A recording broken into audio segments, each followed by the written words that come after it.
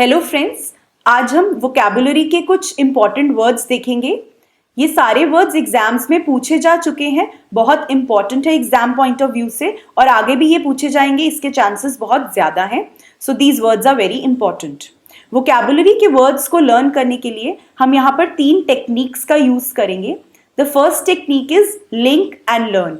हम ट्राई करेंगे कि आपको वर्ड्स के साथ कुछ लिंकेज पॉइंट्स बताएं, कुछ सिचुएशंस बताएं जिनसे आप वर्ड्स को लिंक कर सकें, या कुछ थिंग्स और people with which you can link the words. क्योंकि जब भी हम लिंक करते हैं तो हमें जो वर्ड्स हैं वोकैबुलरी के बहुत इजीली याद रहते हैं।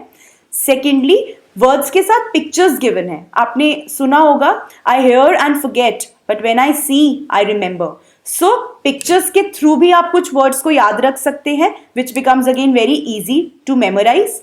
नेक्स्ट इज, हमने वर्ड्स को कॉन्टेक्स्ट में यूज किया है सेंटेंसेस के। जब हम वर्ड्स को सेंटेंसेस की फॉर्म में पढ़ते हैं तो उनका मीनिंग हमें ज्यादा अच्छे से समझ आता है और लर्न करने में, मेमोराइज करने में बहुत ज्यादा आसानी होती है।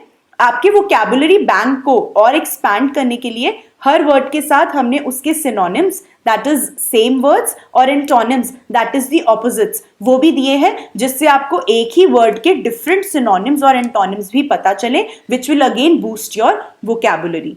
तो now let us begin our vocabulary words. First one, as you can see here, is vacillate. So I'll read the sentence. Rahul vacillated between the decision to pursue career in engineering and journalism.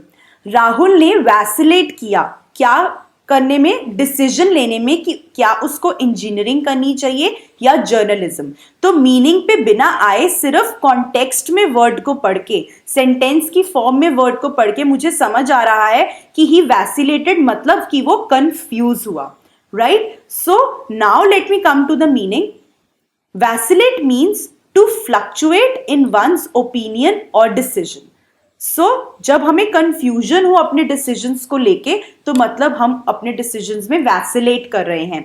Vacillate word को आप oscillate से भी link कर सकते हैं। Oscillation मतलब जब एक जगह से दूसरी जगह कोई चीज to and fro करती है, movement दिखाती है, मतलब वो fixed नहीं है, right? So vacillate can be learned through oscillate when we are not fixed or determined about our opinions, when we are confused. यहाँ पर आप पिक्चर भी देख सकते हैं, you know, a person is standing with a question mark behind. So question क्या है? Whether to go for engineering or journalism. So this picture will also help us to understand the meaning of vacillate, to fluctuate in one's opinion and decisions. Let us come to the synonyms, the same word, same meaning words of vacillate. As I told you, oscillate, जिससे हमने vacillate का link भी बनाया है, waver, fluctuate, indecisive, जो अपना decision नहीं ले पाए। राहुल ने वैसिलेट किया डिसीजंस के बीच में, लेकिन अगर राहुल वैसिलेट ना करता अपने डिसीजंस के बीच में, तो हम क्या कहते कि राहुल वॉज डिटर्मिन्ड और Rahul was sure of his opinion. So here vacillate के एंटोनिम्स क्या होंगे? डिटर्मिन्ड और sure. Let us see the next word, beseech. beggars beseech for money and food. beggars क्या मांगते हैं? मनी और फूड। सो हेयर beseech का मीनिंग हम बहुत इजीली समझ सकते हैं, जब कोई किसी से कोई चीज मांगता है, right. So ask someone urgently and fervently to do और गिव समथिंग। जब आप भीख मांगते हैं तो it is begging. So beseech here means the same. आप पिक्चर भी यहां पर देख सकते हैं, a person is begging, right. So what can be the synonyms of beseech? beg, implore, appeal or plead. Appeal means to request somebody. Plead is again also request. So beseech के ये सारे synonyms हैं, same meaning words हैं, and इसके opposites क्या हो सकते हैं, antonyms क्या हो सकते हैं? imply, oblige और content. जब आप किसी से beg ना करें, but otherwise कोई आपको खुशी से कोई चीज दे, then it is the opposite of beseech. Let us come to the next word, gullible. Gullible word हम पहले कॉन्टेक्स्ट में रीड करते हैं। Shopkeepers sell over priced articles to gullible tourists. So here gullible को लर्न करने का सबसे अच्छा तरीका है, एक वर्ड याद रखना, घुल जाना। गलेबल, घुल जाना, जो इजिली घुल जाए, किसी की मीठी मीठी बातों में आराम से आ जाए. सो यहां पर अब मेरे इस लिंक को आप यूज करके अगर इस सेंटेंस को पढ़ें, shopkeepers sell overpriced articles to gullible tourist, मतलब जो उनकी बातों में घुल जाए, उनकी बातों में इजिली आ जाए. सो what does गलेबल means? Easily deceived और ट्रिक्ड, जिसको आसानी से फूल बनाया जा सके, जो आसानी से दूसरों की बातों में घुल जाए, दैट पर्सन इज गलेबल. सिनोनिम्स क्या हो सकते हैं गलेबल के?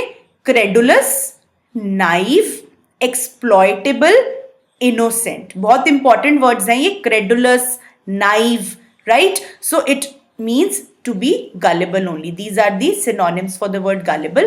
And इसका opposite क्या होगा? Gullible वो लोग जो easily घुल जाएं किसी की बातों में, right? Innocent लोग. So antonym would be जो बहुत ज्यादा smart हो, चालाक हो, right? So what can be its antonyms? Skeptical, shrewd, street smart, suspecting. Gullible tourist को शॉपकीपर सेल करते हैं आर्टिकल्स ओवरप्राइज्ड रेट पे, but tourists who are sceptical और श्रीउड और स्ट्रीट स्मार्ट और suspecting can not be fooled by shopkeepers. Let us come to the next word now. Audacious. Let us read this word in context. The feat of climbing the Mount Everest can only be achieved by audacious climbers. अब mount Everest को climb करना कोई आसान बात तो है नहीं, कोई भी जाके माउंट एवरेस्ट क्लाइंब नहीं कर सकता.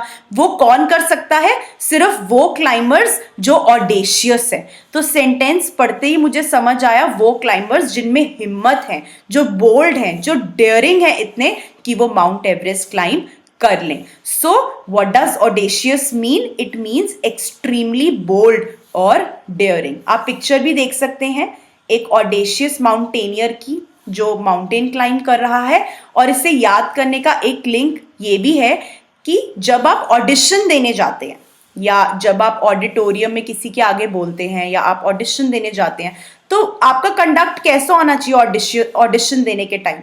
आप धीरे धीरे बोलेंगे तो क्या कोई आपकी बात सुनेगा? नहीं. So you have to be very loud, very smart, very bold, very daring. So you can learn the word audacious by linking it with audition and it means extremely bold and daring. Synonyms क्या हो सकते हैं audacious के? Bold, courageous, brave, dauntless, fearless, intrepid. और जो इंसान bold या dairying नहीं होता वो कैसा होता है? बहुत ज्यादा वीक होता है, बहुत ज्यादा शाय होता है. सो इसके ऑपोजिट्स क्या हो सकते हैं? Cowardly, shy, timid, afraid, fearful.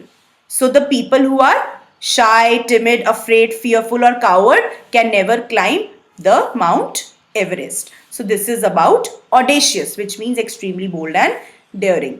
Let us see the next word, repugnance. Let us see its usage. We feel repugnance for the people who mistreat us. जो लोग हमें mistreat करते हैं उनकी तरफ हमारा कैसा feeling होता है? Feeling of repugnance. तो repugnance means in context जो मुझे समझ आ रहा है कि वो लोग हमें अच्छे नहीं लगते, उन लोगों की तरफ हमारा dislike होता है. So repugnance means intense disgust or dislike.